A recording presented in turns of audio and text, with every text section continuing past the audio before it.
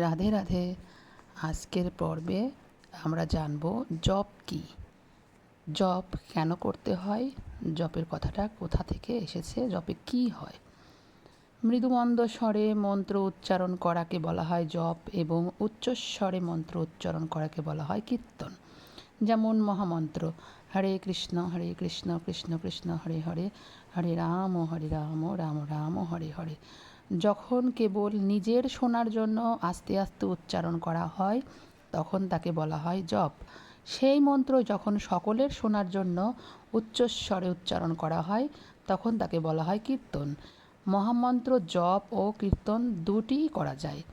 জপের ফলে কেবল নিজেরই লাভ হয়, কিন্তু কীর্তনের ফলে শ্রবণকারী সহ সকলের কল্যাণ হয়। পদ্মপুরাণে বলা হয়েছে যে মানুষ ভগবানের দিব্য নাম জপ বা কীর্তন করেন তার কাছে সর্বসুখ ও মোক্ষ লাভের পন্থা তৎক্ষণাৎ উন্মুক্ত হয়। রাধে রাধে।